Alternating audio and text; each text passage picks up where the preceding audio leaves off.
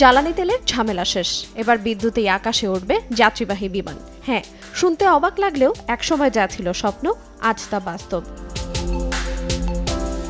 সম্প্রতি ডেনমার্কের আকাশে উড়ল একটি সম্পূর্ণ বিদ্যুৎ চালিত বিমান। আন্তর্জাতিক গণমাধ্যম ইউরো নিউজ জানাচ্ছে, মার্কিন মহাকাশ সংস্থা বেটা টেকনোলজিসের তৈরি বৈদ্যুতিক বিমান আলিয়া সিটিওএল সফলভাবে উড্ডয়ন সম্পন্ন করেছে। এই বিমানটি উড়েছে সোন্ডারবার্গ থেকে কোপেনহেগেন, 200 কিলোমিটার দূরত্ব, যা ডেনমার্কের ইতিহাসে প্রথম পরীক্ষামূলক বৈদ্যুতিক ফ্লাইট। এতে কোনো জ্বালানি পোড়ানো হয়নি, আর এটি চার্জ করতে সময় লাগে 1 ঘন্টারও কম।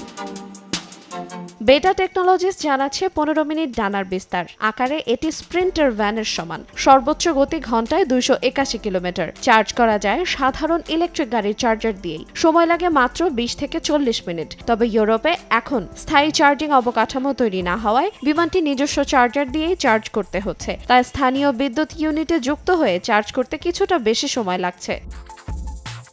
বৈদ্যুতিক উড়োজাহাজের জন্য চার্জিং অবকাঠামো গড়ে তুলতে হবে, যাতে ভবিষ্যতে প্রচলিত ও বৈদ্যুতিক উভয় ধরনের উড়োজাহাজ একসঙ্গে পরিচালনা করা সম্ভব হয়।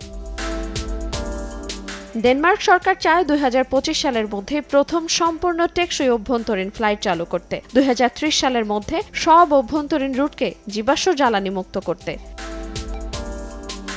চলতি বছরের জুনে বেটা টেকনোলজিসের আরেকটি বিমান আলিয়া CX-300 পাইলট সহ 4 জন যাত্রী নিয়ে ইস্ট হ্যাম্পটন থেকে JFK বিমানবন্দর পর্যন্ত উড়েছে। দূরত্ব প্রায় 130 কিলোমিটার। সময় লেগেছে মাত্র 35 মিনিট। যুক্তরাষ্ট্রভিত্তিক বেটা টেকনোলজি সফল হলেও এলিস বাই এভিয়েশন এখন পর্যন্ত সবচেয়ে বড় বৈদ্যুতিক প্লেন। ধারণ ক্ষমতা 9 জন যাত্রী। প্রথম ফ্লাইট হয় 2022 সালে।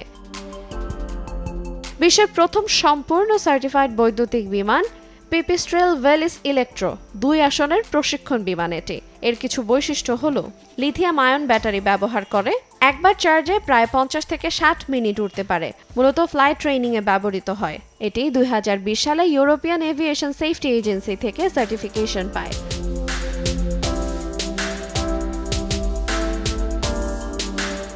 বিদ্যুতে গাড়ি চলবে, একসময় এমন চিন্তা ছিল শুধুমাত্র রূপকথার গল্প। আজ সেই গল্পেই যোগ হলো বিদ্যুতে চলা উড়োজাহাজ।